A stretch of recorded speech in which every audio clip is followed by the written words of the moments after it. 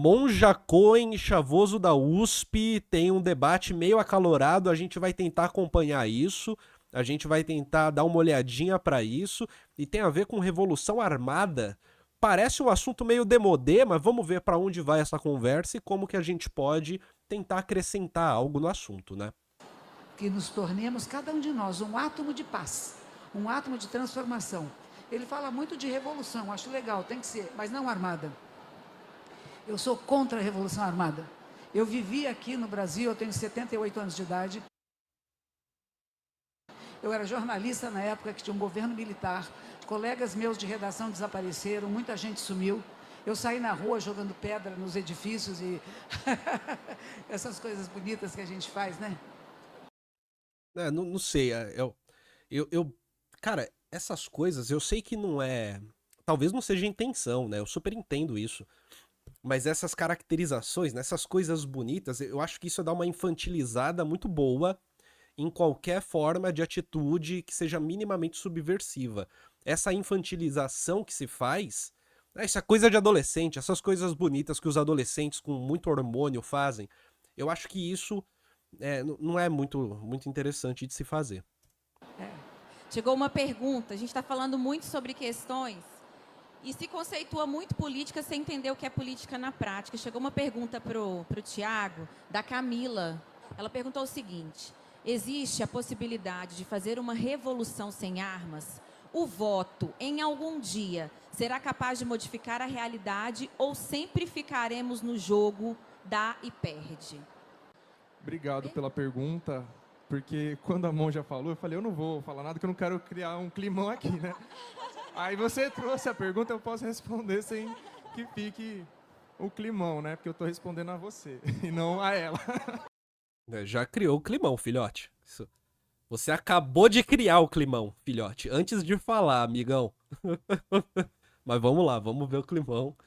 Um climão planejado e um climão do bem, né? Vamos ver. Bom, vamos lá, né? A gente pode ter opiniões diferentes e não tem nenhum problema, né? Ela é uma monja. Me surpreenderia se ela chegasse aqui, né, defendendo que a gente faça a revolução armada, né? Bom, eu sou uma pessoa religiosa também, sou um bandista, mas sou filho de Ogum com Yansan, né? Então é guerra na minha cabeça e não teria como ser diferente, né? Enfim, então, quando a gente fala de guerra, não é, nossa, você romantiza a guerra, as mortes. Não, de forma alguma, ninguém gosta da guerra, né? Mas a guerra ela é necessária. Quando a gente fala guerra, batalha, luta, não é só nesse sentido, né, armamentista. Na nossa vida, no dia a dia, a gente está lutando, batalhando, guerreando o tempo inteiro, de várias formas, por muitas coisas, né? A gente tem que lutar, como eu falei antes, pela nossa sobrevivência, tá ligado? Então, toda a minha vida eu precisei lutar pela sobrevivência, seja por ter nascido e crescido pobre, na favela, passando todo tipo de necessidade, precisando de doação de cesta básica da igreja para sobreviver, trabalhando na feira com os meus pais desde muito novo, e por aí vai, né? Sobreviver à desnutrição, sobreviver à falta de saneamento básico, tá ligado? Eu nasci no ano 2000, naquela época se morriam 300 crianças por dia no nosso país de fome e desnutrição. Então essa foi a primeira sobrevivência que eu tive, né? E aí você cresce, você começa a ser alvo da polícia, você começa a tomar enquadros violentos, você começa a ser ameaçado. Junto disso tem a questão da minha sexualidade também, né? Na adolescência também me entendo como uma pessoa homossexual. E aí é mais uma luta para sobreviver. E não foi nem um pouco fácil. Poderia não estar aqui hoje, porque a gente está no país que mais mata LGBTs do mundo. Eu era muito ameaçado de morte também, naqueles anos ali em que eu me assumi para o mundo, para minha família, enfim. Então são muitas lutas aí diárias para sobreviver, né? Então começa por aí. Eu sou uma pessoa de luta, uma pessoa de guerra nesse sentido, né? Uma pessoa que está na batalha contra todas as injustiças, preconceitos, opressões, discriminações, minhas e de outros também. Não olho só para o meu próprio umbigo, né? Sou vegano desde os meus 13 anos de idade. Com 13 anos eu olhei para os animais e falei, por que a gente mata os animais para satisfazer os nossos prazeres e desejos? Com 13 anos eu criei essa consciência.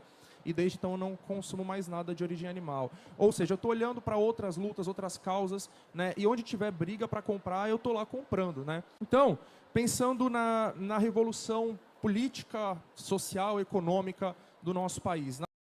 Que é o ponto, né? Vamos pro ponto central da coisa. A transformação, que foi uma palavra que eu usei muito aqui hoje, né? Na transformação social que a gente precisa para o nosso país e que tem que ser muito profunda. tem que ser estrutural, né? Não são coisas superficiais que precisam ser mudadas. Esse país tem coisas muito enraizadas para serem transformadas, para serem mudadas, né? Porque todas as mudanças que a gente teve no nosso país sempre foram feitas pelo alto, ou seja, pelas classes dominantes, por articulações entre as elites, não com a participação direta do povo. O povo participou, mas não foi isso que transformou, tá ligado? Então a gente tem uma proclamação de independência, mas a monarquia e a escravidão continuam. Aí a gente tem a abolição da escravidão, mas a monarquia continua. Aí a gente tem a proclamação da república, mas não tem reforma agrária e o racismo continua e esse povo negro vai para as favelas, para os morros, para as periferias e vai ser exterminado pelas polícias. É assim, a violência de uma revolução, de uma transformação profunda que tende a ser violenta porque afeta necessariamente grupos dominantes que não querem perder postos de privilégio, esse tipo de violência não é interessante. Mas a violência difusa, cotidiana, que grupos minoritários recebem no nosso território, que supostamente seria um território pacificado, essa tudo bem, né? Essa pode ser resolvida administrativamente, sem deflagrar uma guerra, por aí vai. Perceba, é óbvio que guerra é horrível, né? Gente, pelo amor de Deus, né? Isso é uma obviedade. Uma obviedade. Guerra não é desejável nunca. Mas uma outra obviedade é você olhar para a história e perceber que transformações brutas, elas aconteceram sempre com uma resistência de quem está nas posições mais de poder, né, que consegue exercer poder de um jeito mais facilitado, sempre não querendo que a transformação acontecesse. Só assim transformações brutas acontecem. Geralmente, quem está numa posição da ordem vigente não quer que isso termine. Por pior que seja a situação, sabe? Por pior que seja a situação do povo. Esse não é o ponto. Até porque, isso não é uma questão de maldade no coração, né?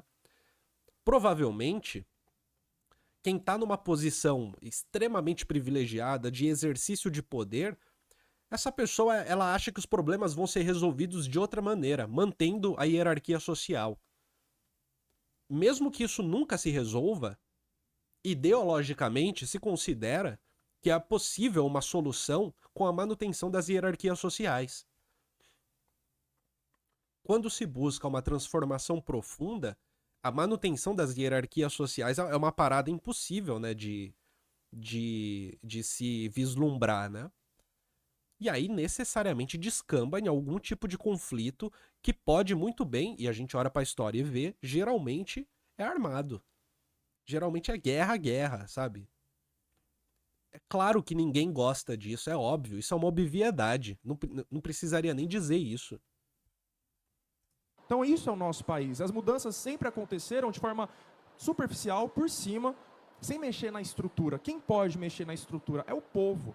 É esse povo que vai entender essa história, vai olhar para tudo isso e falar assim, mano, nada muda para nós nunca. E vamos para cima de transformar isso. E quando a gente vai para cima de transformar isso, essa elite que está no poder há 500 anos, porque são as mesmas famílias no poder desde 1500, essas pessoas não vão deixar o poder por livre e espontânea vontade.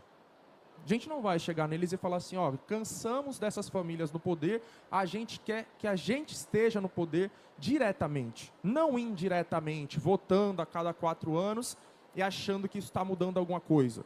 A gente está ali elegendo os antigos aristocratas. Essa é a verdade. A gente tem uma democracia, a gente tem uma república. Como eu acabei de falar, são as mesmas famílias no poder há 500 anos. Tá ligado? Eles perpetuam no poder eleição após eleição. Isso em todas as regiões do Brasil. Tá ligado? O governador aqui do Rio vem de uma família que está no poder há 200 anos. O governador de São Paulo, tá ligado? Porque muita gente fala, isso é no Nordeste. Não, isso é em todo lugar, é no Brasil inteiro. Tá ligado? O nosso vice-presidente, Geraldo Alckmin, tá há décadas. Cara, a família do Dória é uma família de 400 anos. A família Alckmin no poder, no estado de São Paulo, e por aí vai, né? Quase todos os presidentes do Brasil, eles têm essa trajetória. O que eu quero dizer? A gente não vai tirar essas pessoas do poder, nem por voto, e nem pedindo por favor. Tá ligado? Como que vai se tirar? Não vai tirar com voto? Oi? Não vai tirar com voto? Até hoje não tirou, né? Até porque o voto, ele traduz uma possibilidade de mudança dentro da política institucional. o poder dessas famílias, ele está situado dentro do setor econômico, geralmente. É o poder econômico. E uma das coisas que existe no sistema capitalista é a transformação do poder que está, do capital econômico em capital político, né? Da maneira como, ao se ter um capital econômico, um poder econômico, ele pode ir para o lado da política. Ele pode se transformar em poder político. Então, no voto, você coloca quem você quiser. Você coloca o Lula. E os bancos têm lucro recorde, por exemplo. O que você propõe?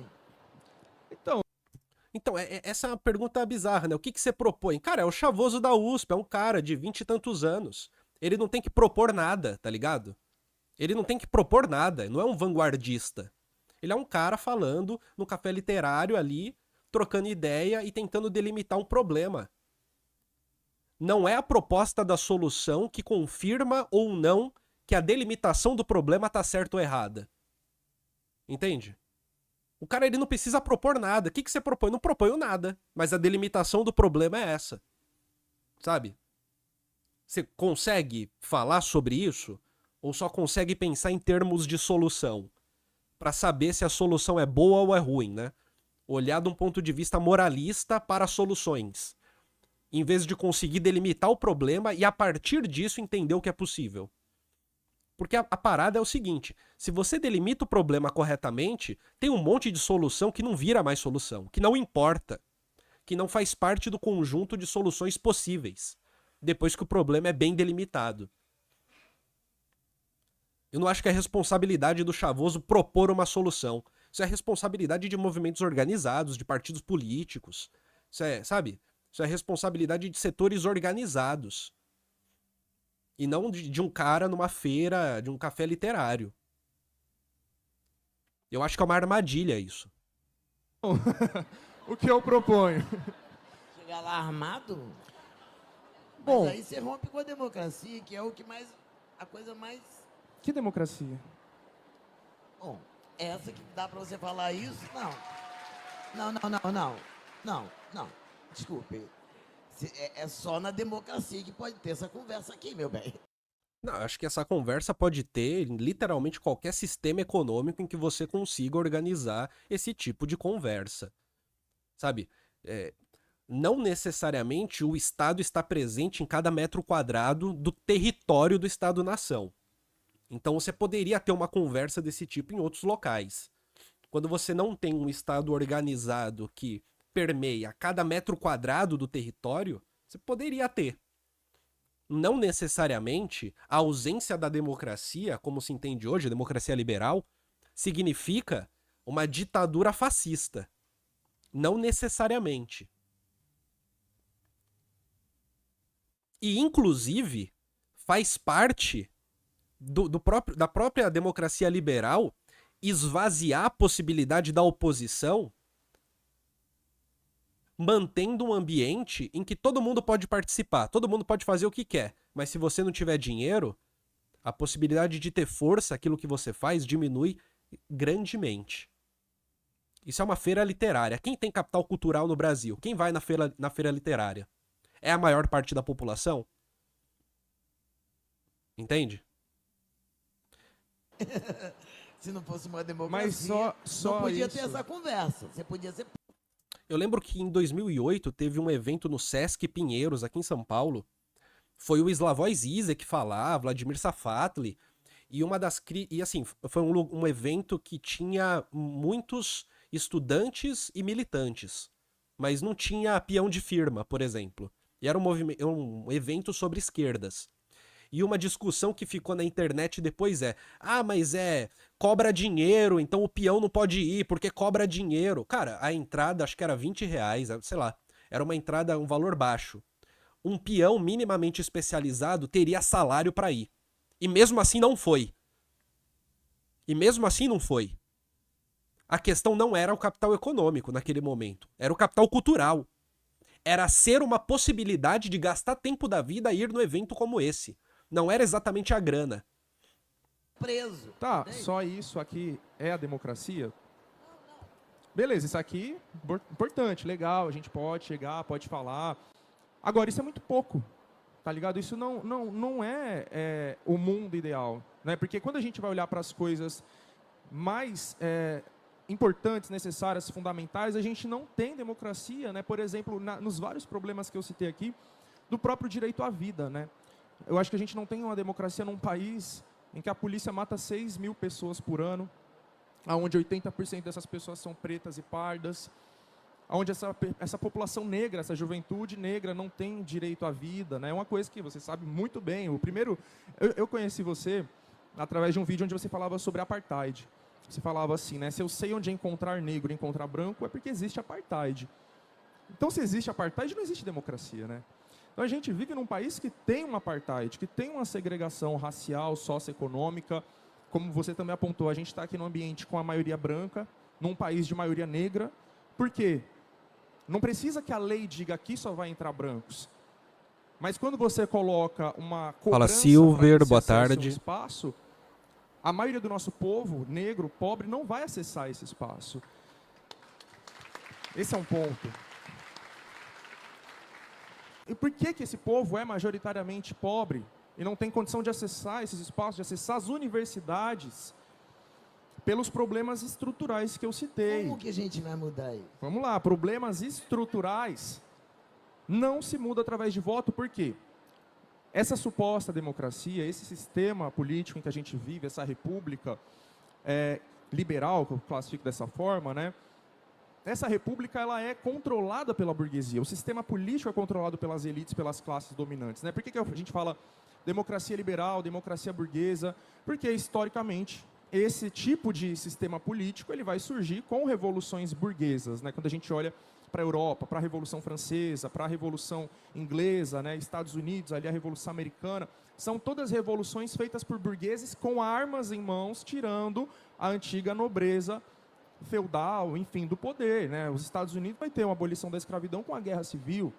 França, Revolução Francesa, para tirar lá os reis do poder, são guilhotinados.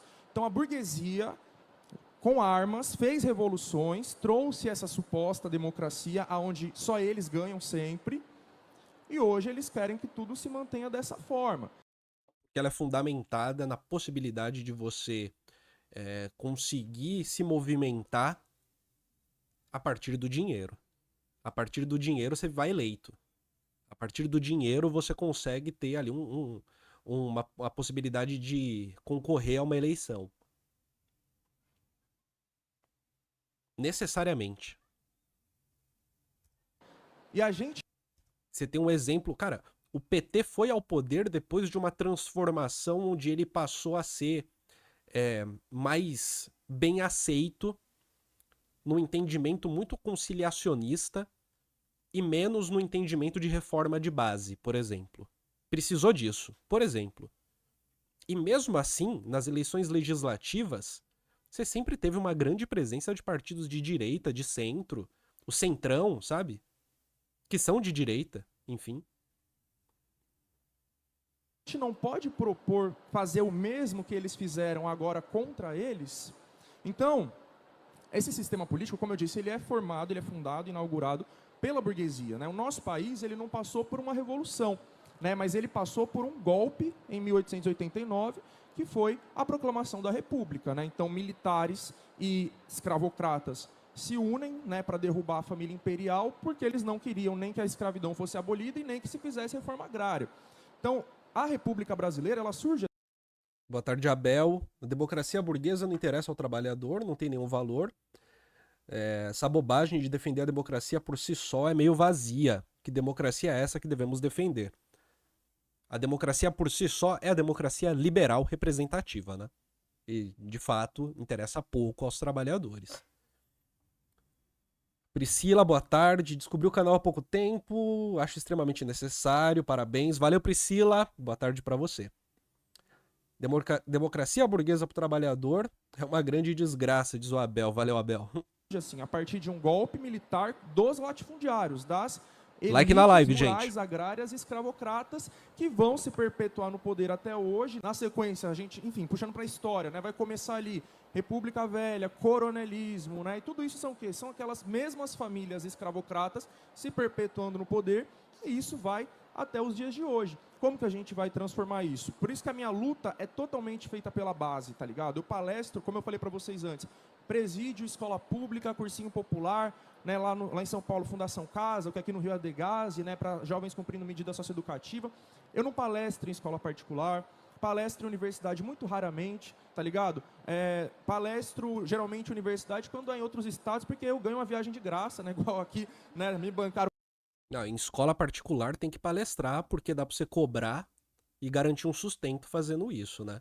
Tem aí uma questão estratégica de garantir um sustento, que escola particular, universidade particular, a pessoa cobra pra fazer uma palestra, pra falar, tal, e pode ter um meio de vida, se sustentar e se financiar, né, com o próprio trabalho desse jeito, né? Eu sei que há outras maneiras também, provavelmente o Chavoso tem outras maneiras de ter a renda dele, mas é uma boa estratégia palestrar em lugares, escola particular, universidade particular, sempre compreendendo que, né, sei lá, se for pra dar uma fala meia bomba, aí não faz sentido. Mas a depender do que for, pô, é um cachê legal que te ajuda a ter uma vida mais confortável, né? E isso não caracteriza o seu caráter, sabe? Trabalhar não faz de você uma pessoa do bem ou do mal. Se a gente entra nessa visão nessa visão que é bem direitinha, né? De quem tem mais caráter é do bem, quem é do bem tem que ser escutado. Aí ferrou, cara. Ferrou pra todo mundo que não tem grana, tá ligado? Caçadores de hipócritas, né? Ferrou. Para estar que eu não ia recusar, né?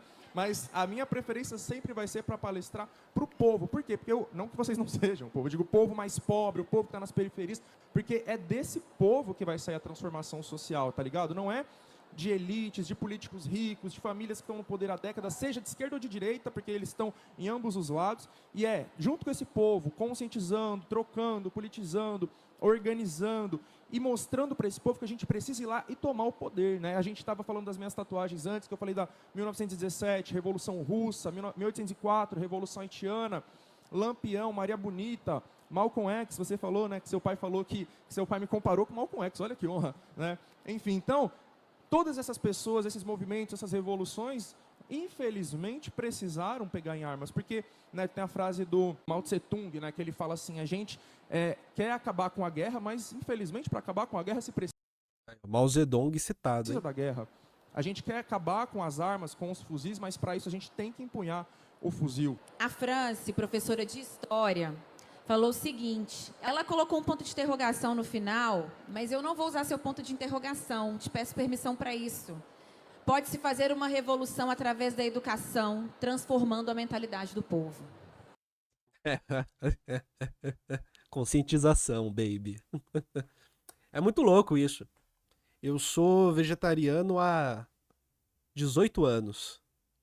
Acho que é 18 anos. Vai fazer 19. Ou é 17, vai fazer 18. Não, é 18. É 18 anos. É 18, vai fazer 19.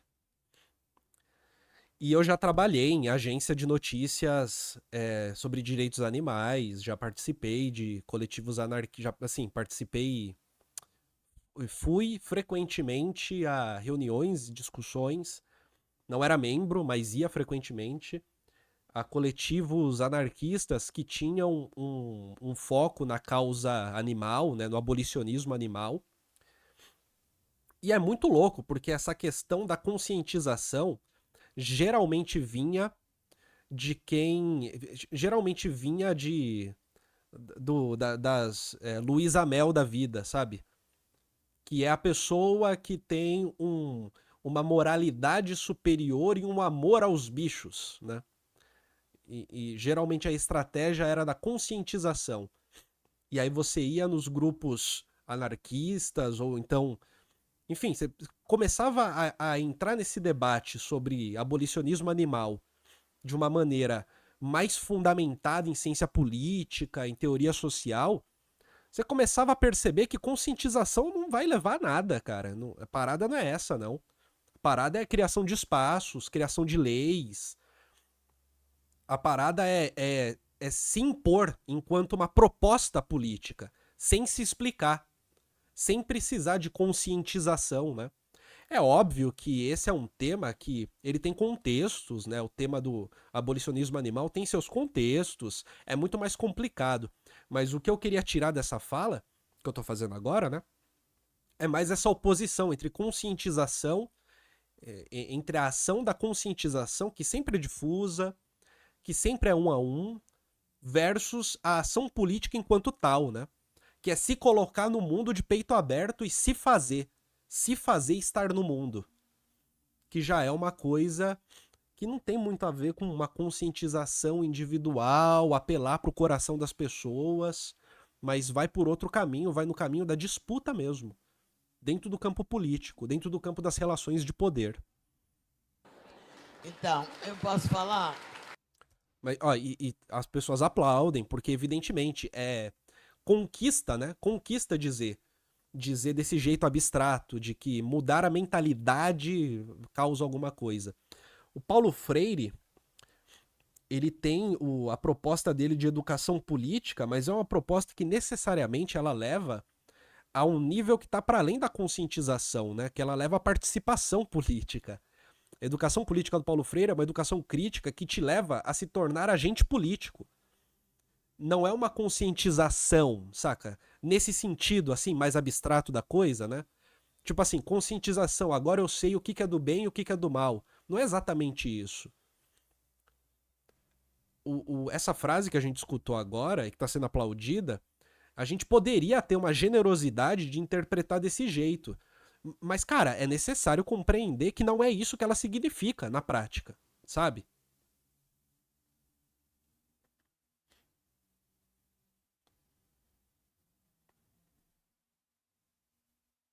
Salve, Thiago, tudo bom com você? Eu tô doida pra falar. Fala, ele. Salve, professor Lu. O problema é que a escola particular não quer ouvir o chavoso. Eu digo assim, se por acaso chega um convite, né? Você pode prestar o serviço, dar ali suas condições, tal. Presta o serviço e não tem nada de mais nisso, né? Uma maneira de você conseguir renda no mundo que a gente vive hoje, que é um mundo capitalista. Você vai precisar prestar o serviço de alguma maneira, enfim. Elisa. Eu acho que a revolução que você faz, Chavoso, é pela palavra. E E tem uma parada que é assim, ó. A pena vence a espada. Mas eu acho que a pena só vence a espada se antes a espada venceu a pena. tô consciente que a gente tem uma democracia frágil, em construção, com vários problemas, mas uma democracia. Eu fiz faculdade numa ditadura. Eu vi meu pai queimando livro numa ditadura. Eu vi os pensadores. E uma coisa é óbvia, né? No nosso contexto atual, o simples fato de existir universidade pública, onde pode existir discussões fora do eixo, isso já é um ato de resistência. Pelo nosso contexto horrível de hoje, né? Pela maneira como as universidades foram extremamente atacadas no governo Bolsonaro, pelo descrédito que o bolsonarismo criou e reproduziu sobre as universidades, pela maneira como as esquerdas, por sua vez, em vez de reconhecerem que isso é um espaço de luta e de disputa, muitas vezes preferem colocar essa responsabilidade nos próprios universitários, em vez de entender que, para além disso, existe um espaço de luta aí. Existe uma proposta bolsonarista de desvalorização das universidades. Então você vai ver um esquerdinho ao outro dizendo, ah não, mas é que os professores ficam encastelados, tal. Tá, legal, da hora, eles ficam, da hora, legal, mas a universidade não se resume a um professor. Como Paulo Freire, serem expulsos como bandidos desse país.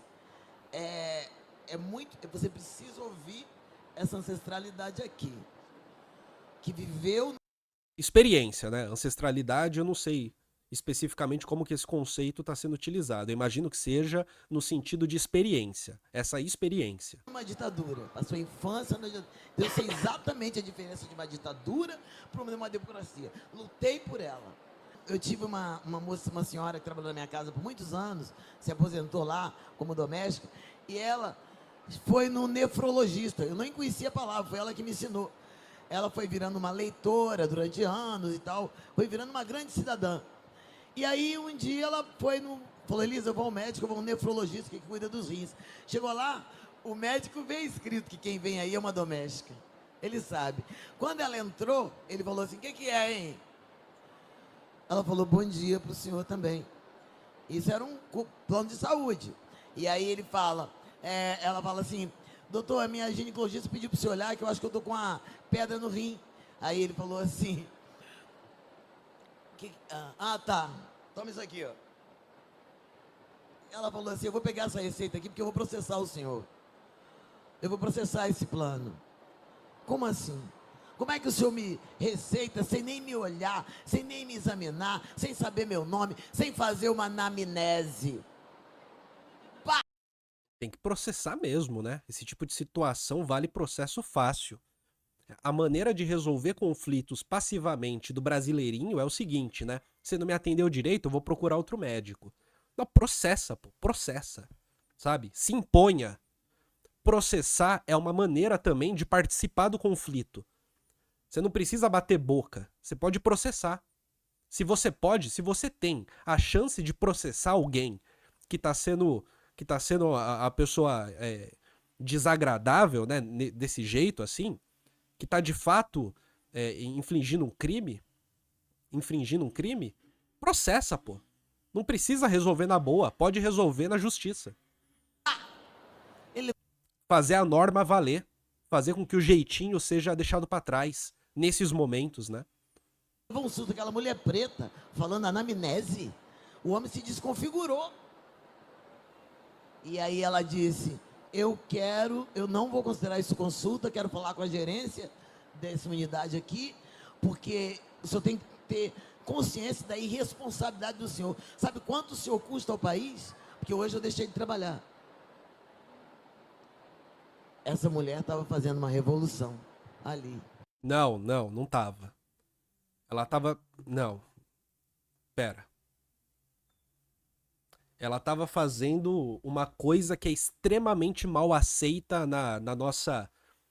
De novo, né? Eu sempre dou esse disclaimer, assim, é errado falar de cultura como se fosse uma coisa só, assim, mas... Ela tava fazendo algo muito subversivo nas maneiras padronizadas de relações interpessoais, que geralmente são muito passivas, né? Que em vez de resolver esse problema me impondo, passivamente eu vou procurar um outro profissional. Ela estava subvertendo uma lógica do jeitinho muito, muito, assim, da passividade do cotidiano e se impondo. E correndo o risco de alguém por perto olhar e falar, quem ela pensa que é? Tá se achando? Quem ela pensa que é pra se impor desse jeito? Tá causando? Tá atrasando os outros? O que ela tá fazendo é fazer valer o fato de que ela é uma cidadã e de que a norma existe e de que a norma pode ser imposta. Em Botafogo, numa manhã, pela palavra. E isso por si só é louvável, né? Tá ligado? Por si só isso é louvável. A gente aprende que lidar com a norma não é uma forma de defesa, é uma forma de covardia. Quando, na real, covarde é o médico que não quer atender a pessoa, né? Lidar com a norma não é uma forma de defesa e de imposição. Eu tô aqui. É uma forma. Se você puder, lide com a norma. Use a norma ao seu favor. Eu acredito na revolução pela palavra. O terreiro... Mas não é uma revolução, né? Não é exatamente uma revolução que... Enfim, né? Acho que eu não preciso me estender aqui sobre isso. Ensina a gente a respeitar quem veio antes, mas também ensina a respeitar quem vem agora, né? Então a gente saúda os pretos velhos e saúda os herês também, porque a juventude, né, as crianças, os que estão vindo agora, eles vão levar adiante, né, essa luta e esse bastão que a gente vai passar para eles. Eu tenho total respeito pelas pessoas, muitas pessoas mais velhas que eu vejo aqui que provavelmente, né, viveram durante a ditadura do nosso país, mas hoje é a gente, a juventude negra e periférica, que está vivendo essa ditadura nas favelas e nas periferias, sendo alvo dessa violência policial. Mas enfim, né, a questão da palavra, da comunicação, da educação, tudo isso é fundamental, né? Tem o Laroyer tatuado aqui, né? Laroyer é Exu, é comunicação e sou um comunicador. Isso é fundamental, a gente precisa ter essa comunicação entre nós para passar as ideias, para passar o que precisa ser passado, né? Mas não tem como parar por aí, né? Porque, por exemplo, a história da moça, né, a trabalhadora doméstica, que foi no médico e ela soube se expressar, comunicar, falar e tudo mais, isso é muito importante, né? Mas Ela soube se impor. Isso é muito importante pra caramba. Ela soube se impor. Porque não tem nada de errado em você se impor. Ela soube se impor. Ela é uma cidadã paciente. Ela soube se impor enquanto tal. Mas não fez uma revolução. Mas soube se impor. Precisou, inclusive. Ela não deveria nem precisar fazer isso, né? agora, definir isso como revolução eu já não faço, né? Perfeito. Porque revolução, como eu falei aqui, é uma coisa muito profunda, muito estrutural. A gente pode ter trabalhadoras domésticas, né, entendendo o problema e podendo chegar diante de um médico e peitar esse médico e dizer que vai processar ele. Mas a trabalhadora doméstica vai continuar existindo. E vai continuar sendo tratada assim, enquanto categoria, né? Enquanto categoria, vai continuar sendo tratada assim. E vai continuar sendo negra. E esse racismo por parte desses médicos e outros profissionais brancos e ricos também vai continuar existindo. O que é a revolução, então? É arrancar tudo pela raiz. O que é ser radical? É ir na raiz. É arrancar o problema pela raiz. É mudar essa estrutura social que continua fazendo com que existam médicos brancos e trabalhadoras domésticas, independente da cor, né, mas a gente sabe que são majoritariamente negras. E tantas outras coisas, como a própria violência policial. Eu posso ser uma pessoa hoje educada, intelectualizada, estudada, formada, isso não me livra da violência policial. Em alguns casos, ameniza. Já aconteceu de um policial me parar, colocar uma arma na minha cara e perguntar, tá indo para onde? Eu falar, tô indo para a USP. Ele estranhar e abaixar a arma por causa disso. Mas já aconteceu de eu ser agredido, violentado, um amigo meu ser torturado por um policial, na virada cultural, eu fazer a denúncia, o caso repercutir, a própria Corregedoria da PM de São Paulo abrir uma investigação, identificar as câmeras nas fardas, constatar que tudo que eu falei era verdade e o Ministério Público pede o arquivamento do caso. Então isso vai continuar acontecendo.